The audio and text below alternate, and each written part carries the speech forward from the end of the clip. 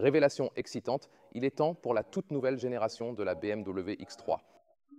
Tout ce que vous devez savoir, finition extérieure et intérieure, motorisation, jusqu'à une M50 avec 400 chevaux. Allons-y.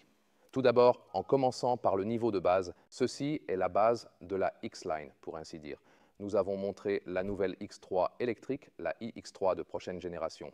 Celui-ci est différent à présent. Donc, ils ont séparé les plateformes, donc la nouvelle plateforme électrique d'un côté et les autres, essence, diesel, hybride rechargeable, sont celles que nous vous dévoilons aujourd'hui.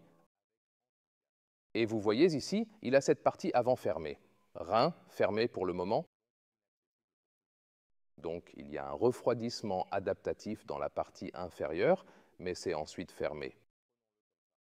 Optionnel avec illumination, et c'est vraiment massif. Et c'est ce que je trouve vraiment bien. C'est toujours un double rein, pas un rein de bivouac et pas un monorein et ainsi de suite. Vous avez le contraste argenté en bas et cette couleur de véhicule absolument étonnante ici.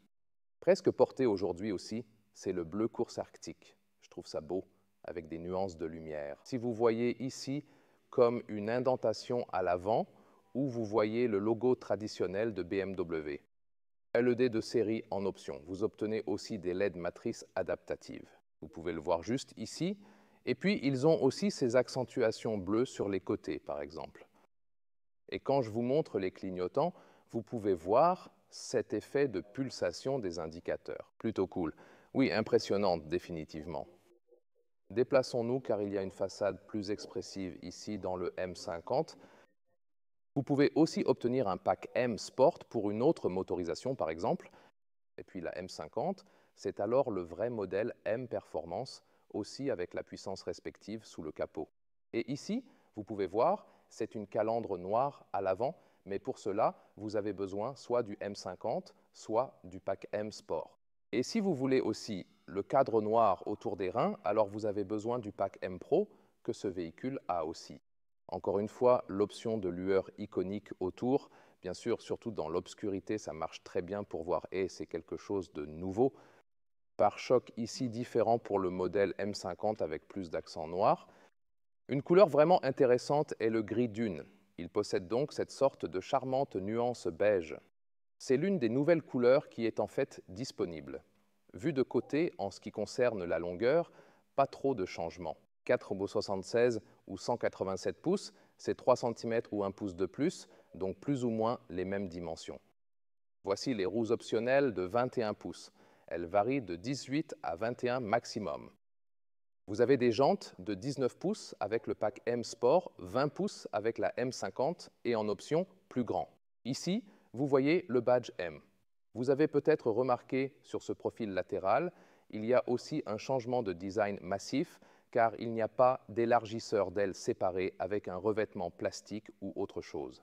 C'est ce que BMW décrit comme un design plus monolithique parce que vous avez moins différents éléments tout autour du véhicule. Donc le design est devenu, disons, plus simple d'un côté, mais généralement, un design simple signifie aussi qu'il est bon. Pas certain, au fait, si vous avez vu précisément les rétros de la M50.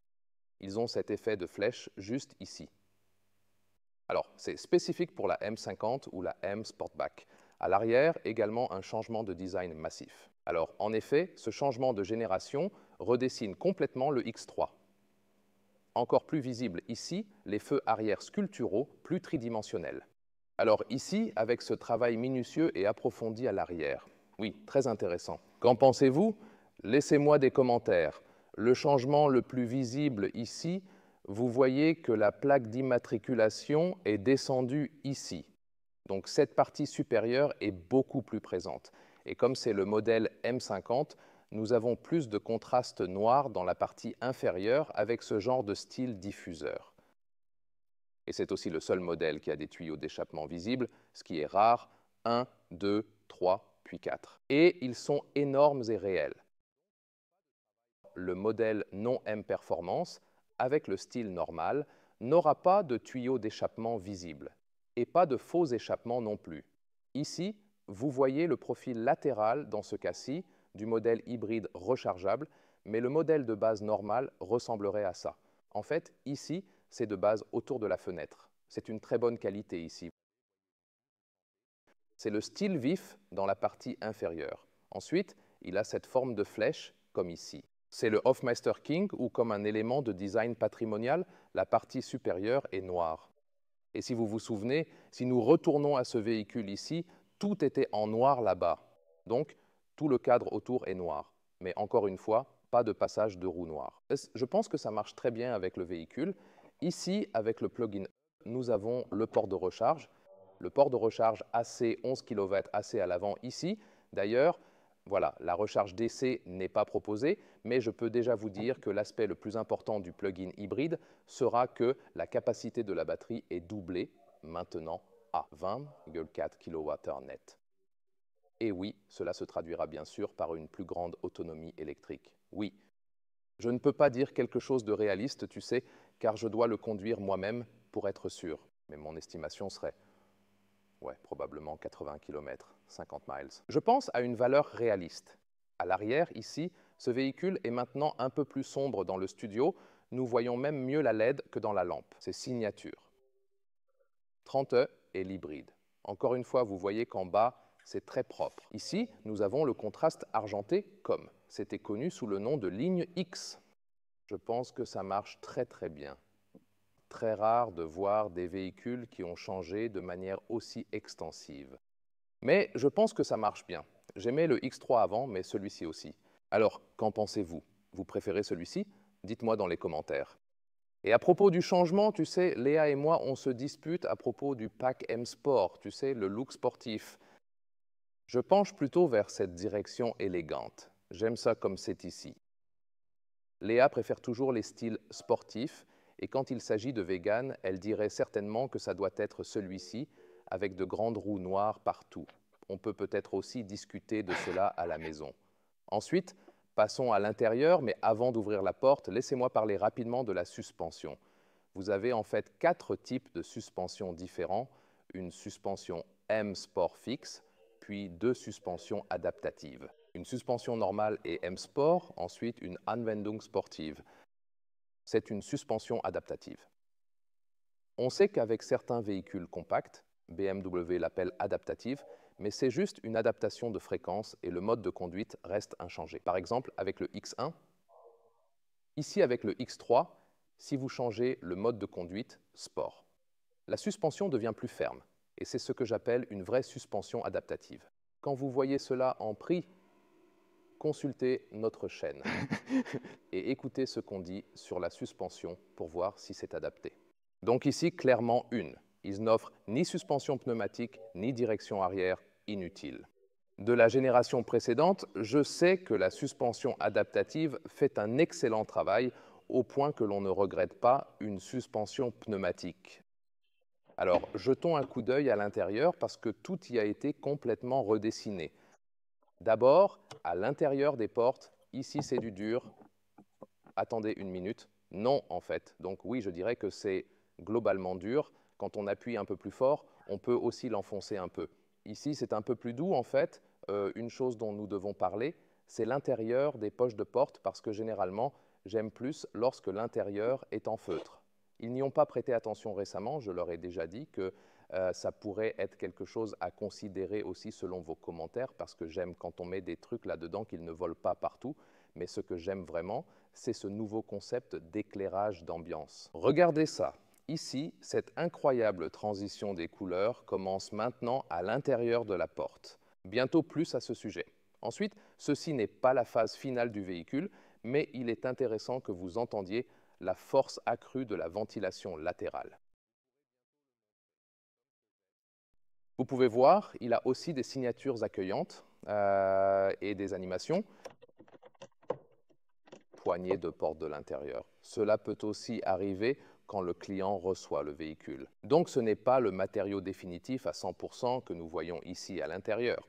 Et voici la bouche latérale qui est ensuite contrôlée par ce champ tactile. Alors oui, c'est une idée intéressante et un volant nouveau. Nous le connaissons de l'iX et de la série 5. C'est un simili-cuir de haute qualité et à mon avis, ce n'est pas seulement mieux pour les animaux ou pour l'environnement, mais aussi ça a une super sensation. C'est vraiment très cool. Il a aussi cette forme ouverte. Côté gauche pour le régulateur de vitesse. À droite, vous contrôlez par exemple les instruments numériques. Et il y a aussi un mélange de vrais boutons et de tous ces champs qui sont juste sur un seul bouton. Ce sont des sièges complètement nouveaux. Ils s'appellent Econir et ce sont des sièges en tissu. C'est une structure très intéressante ici, par exemple en gris. Elle a vraiment l'air cool en fait et elle est aussi très agréable au toucher. Je m'attendrai aussi à ce que ce soit respirant parce qu'il a cette structure profonde qu'on peut aussi sentir. Ce serait en fait standard, mais si vous voulez une surface lisse, vous pouvez l'obtenir. Bientôt, je vous montrerai les alternatives. Celle-ci serait faite à 100% de matériaux recyclés. Donc, cela émet moins de CO2 en même temps. Ça fait vraiment du bien et parfois, vous trouvez que certains sièges en tissu, quand vous avez un costume, vous ne glissez pas. Donc, c'est bien, très confortable. Avec 189, j'ai encore de la marge en hauteur.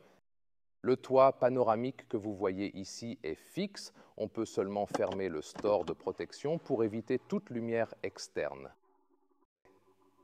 Extrêmement large et long. Waouh, regarde ça. Et maintenant, la vue du cockpit qui est doux au toucher est quelque chose à vraiment considérer. Au fait, c'est le premier matériau. Certains gars le règnent toujours un peu ici, mais cela sera bien sûr complètement propre pour le client. Ensuite, cet écran incurvé, c'est le système d'infodivertissement. Côté gauche, deuxième écran pour les instruments numériques. Ça a aussi l'air vraiment propre. Partie inférieure, waouh! Nouvelle intégration d'éclairage ambiant. J'aime vraiment ça, c'est aussi standard en fait. Vous pouvez changer les couleurs. Ensuite, vous avez ce motif X3 en relief au milieu. Les porte-gobelets ici sont également adaptatifs. Et pour votre smartphone, le côté gauche ici est un pad de charge inductive. Et il a aussi un trou de refroidissement. Là, c'est comme un, tu sais, ouverture pour le refroidissement, deux ports USB-C à côté. Le côté droit, placez un autre smartphone.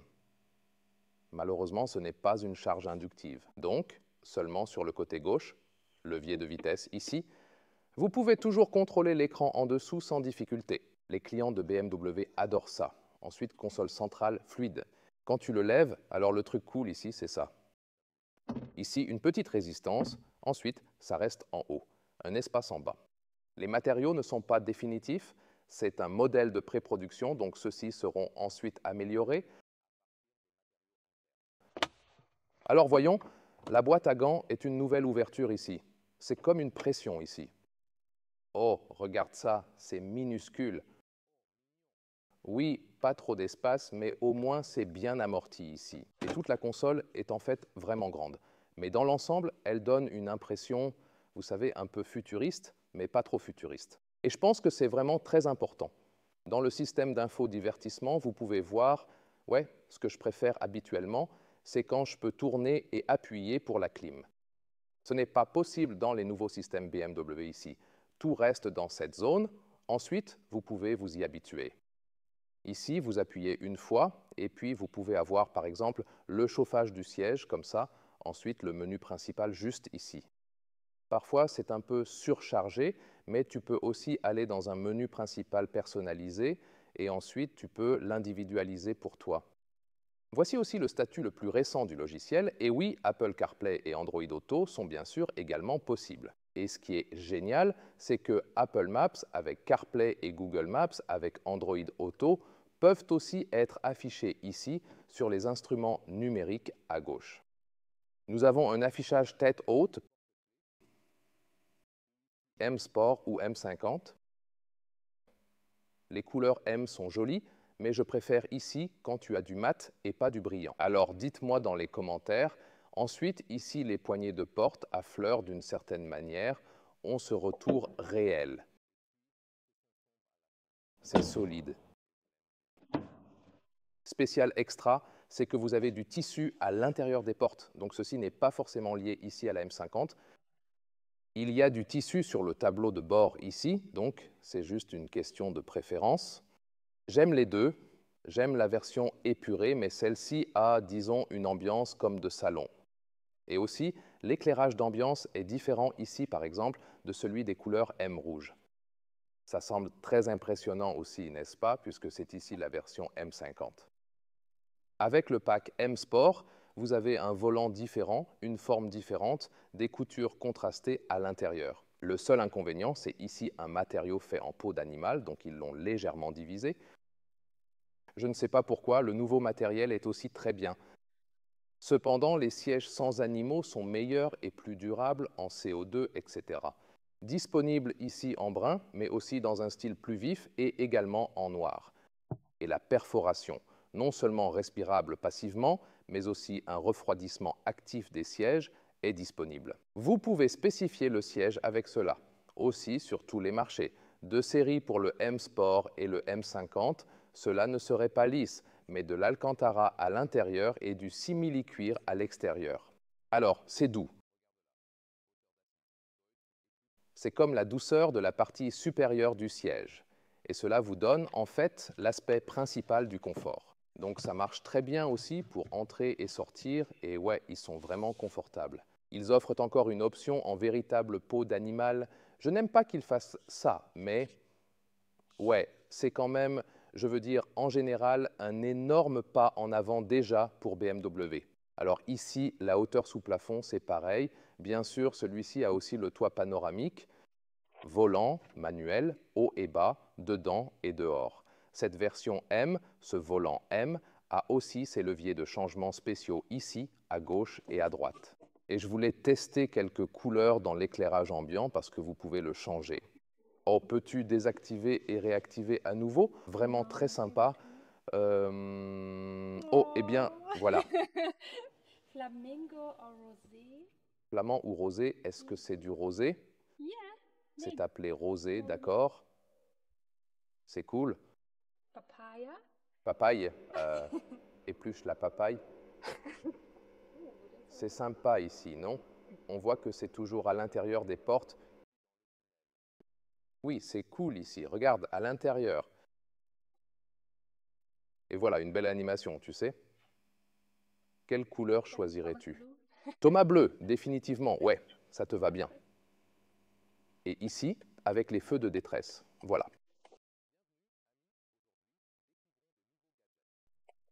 Peut-être encore une fois, vous pouvez le voir ici, dedans les portes.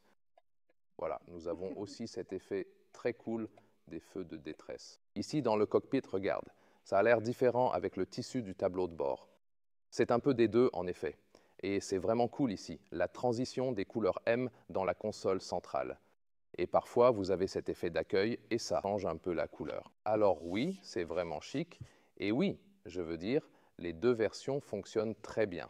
Cela semble aussi assez spacieux à l'avant. La différence avec la X1. Je dirais qu'avec cette génération, la différence est encore plus grande. Pas de manière à dire « eh, c'est bien, c'est mal » ou quelque chose. On a l'impression qu'ils sont très très différents maintenant. Vous savez, le X1 semble plus petit, surtout ici. Celui-ci, parce que le pare-brise est assez bas, je dirais, plutôt petit. C'est aussi plus plat et ainsi de suite. Cette zone semble vraiment grande, vous savez, à observer. Donc le X1 est mieux à contrôler en ce qui concerne la visibilité, surtout à l'avant. Celui-ci, il a un devant vraiment massif. On a presque envie de mettre le siège un peu plus haut juste pour ça, n'est-ce pas? Vous avez plus d'espace pour les jambes. Vous pouvez voir ici que cela fonctionne très sombre. Donc ici, ça marche avec mes genoux, alors j'ai encore un peu de place devant mes genoux. L'espace au-dessus, eh bien, le toit panoramique maintenant et aussi les côtés du véhicule. Et puis vous avez ces nuances ici sur le côté qui fonctionnent très bien. Manuel, donc les beaux sièges en tissu Econia, mais comme je l'ai dit, il y a aussi d'autres choix disponibles dans la partie centrale. Tu pourrais rabattre celle-ci ici, aussi des porte-gobelets comme ceux-ci. Et vous pouvez aussi soigneusement plier absolument tout ça comme ceci. Voilà, la trappe à ski. Et voici des supports pour, vous savez, le divertissement des sièges arrière. Et dans la partie inférieure, vous avez une unité de climatisation séparée. Alors, voilà. Pour les passagers arrière, ils peuvent aussi changer d'où vient l'air et ont deux chargeurs USB-C supplémentaires. Il y a un tunnel central ici. Tous les X3 ont une traction intégrale. Aucune version à propulsion arrière n'existe. C'est une préférence pour les matériaux des sièges. Les deux sont corrects. Et puis, vous voyez que c'est ici avec cette perforation très douce de bonne qualité. Au fait, si vous vous interrogez sur la durabilité, j'ai visité les installations de test de BMW et il teste les matériaux qui répondent aux mêmes normes de qualité et de durabilité à long terme. Il n'y aura donc aucune différence à ce niveau-là. Dites-moi dans les commentaires si vous préférez cet intérieur M Sport ou l'intérieur de base. Ensuite, on peut comparer l'hybride rechargeable. Bientôt, nous donnerons des détails sur les motorisations. Super, regardez ça, le haillon, regardez ça. Regardez comment l'espace est ici. Donc cette forme extérieure se reflète aussi à l'intérieur. Vous avez un tel espace ouvert pour accéder au coffre ici. Ensuite, tu peux voir l'hybride rechargeable, il monte un peu. Donc c'est un peu plus élevé dans la version rechargeable. C'est la seule différence. En dessous, il n'y a plus de place car ici, vous voyez, il n'y a rien en dessous et ce sera différent ensuite. Nous avions 460 litres dans l'hybride rechargeable, 570 litres dans la version à combustion, car nous avons un peu plus d'espace en dessous pour optimiser le rangement. Vous voyez qu'aucune étape ne se passe ainsi. Et regarde ça, l'espace, la largeur entre les arches de roue, c'est comme 1,10 m. Wow, ou 43 pouces. C'est étonnant, très large en effet, et la longueur est presque de 95 cm ou 39 pouces. Et la hauteur, également très importante, presque 75 cm ou 29 pouces. Des dimensions très bonnes. Et en dessous, ici, vous pouvez voir qu'il y a l'espace, par exemple, aussi pour une roue de secours. Alors, voici la principale différence ici. Le couvercle supérieur, comme ça, et en fait, c'est assez énorme, cette poignée ici. Vous pouvez facilement atteindre, tellement accessible, tendre le bras et abaisser les sièges d'ici pour éviter le tour. Donc, c'est aussi facilement possible ici. Et la longueur totale jusqu'au siège avant, c'est presque 1,75 m ou 68 pouces. Donc nous commençons par la version premium, la M50 et le modèle M Performance. Il pourrait y avoir un vrai modèle M à un moment donné plus tard. Nous verrons cela. Cependant, cela devient, vous savez, comme les voitures à moteur à combustion pure, irréalisable à cause des réglementations. Et ils seront en fait très coûteux pour le fabricant de les proposer. Souvenez-vous, BMW disait qu'il faut tirer le capot 2 fois, puis il s'ouvre. Encore une fois. Voilà. Et c'est en fait le système le plus simple parce que vous n'avez pas à chercher quelque chose en dessous, etc. Voilà, 6 cylindres, 3 litres. Alors ceci, le 6 cylindres en ligne de 3 litres, 400 chevaux. C'est comme 398, donc je dis 400 chevaux. Et 4,6 secondes est la valeur d'accélération. Donc, c'est jusqu'à présent le moteur le plus rapide ici. Il y aura également des moteurs 4 cylindres. Et aussi du côté diesel, 2 litres 4 cylindres et 3 litres 6 cylindres. Le dernier vient un peu plus tard. Aussi, dans le commentaire épinglé et la description de la vidéo, il y a une liste de tous les moteurs disponibles avec les chiffres, les puissances et aussi les chiffres d'accélération, en fait tout ce qu'on a. Le groupe moto-propulseur hybride rechargeable. Il ne sera pas disponible aux États-Unis pour l'instant car eux, il n'y a pas assez de demandes. Les clients sont globalement satisfaits des moteurs performants. 20,4 kWh. Vous pouvez aussi le voir ici, basé sur un 4 cylindres de 2,0 litres. Donc malheureusement, pas de 3 cylindres hybrides rechargeables comme dans le BMW X5. Compte tenu du segment, je crois que c'est toujours bien de choisir cette option ici. Et c'est également rapide en fait, il atteint 300 chevaux, ce qui est vraiment très impressionnant. Cela sera donc, grâce au boost électrique supplémentaire, un peu plus rapide que la plupart des moteurs purement à essence. Et le Pure iX3, entièrement électrique, sera ensuite sur cette plateforme E-Class qui sera totalement séparée. C'est aussi une vue intéressante ici, non, quand les deux capots sont ouverts. Oh là, vous pouvez voir d'ailleurs quand vous n'avez pas les reins illuminés, parce qu'ici pour le moment ils sont éteints.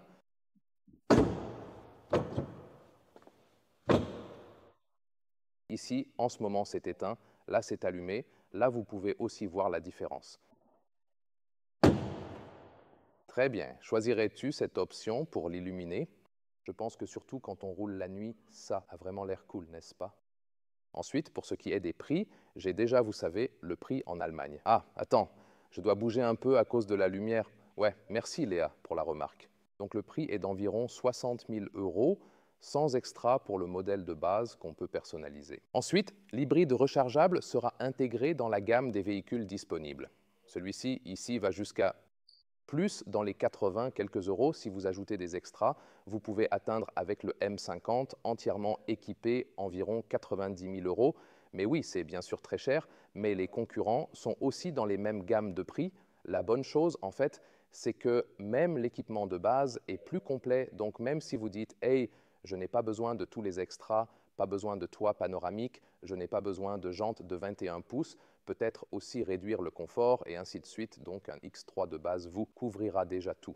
Alors, quand vous choisissez ce véhicule ici et peut-être prenez les roues de base et pas de toit panoramique, vous êtes toujours bien car les fonctionnalités de base et le confort et ainsi de suite sont toujours là. Je pense qu'avec cette nouvelle génération, on peut très bien vivre avec moins d'extra qu'avant et juste profiter davantage de l'équipement standard. Si vous vous demandez où est fabriqué le nouveau X3, même usine, aux États-Unis à Spartanburg. Tous les modèles à moteur à combustion, aussi encore en Afrique du Sud, le modèle hybride rechargeable est désormais exclusivement fabriqué en Afrique du Sud. La raison en est que l'hybride rechargeable n'est pas proposé aux États-Unis, donc il y aurait un long chemin de transport. Ainsi, ils approvisionnent le marché américain avec les véhicules de Spartanburg, puis vers l'Europe depuis l'Afrique du Sud avec l'hybride rechargeable. Mais sûr, si vous achetez une M50 en Europe, elle viendra directement de l'usine de Spartanburg. Pour le remorquage, 2,5 tonnes pour moteur à combustion pure, 2 tonnes pour l'hybride rechargeable.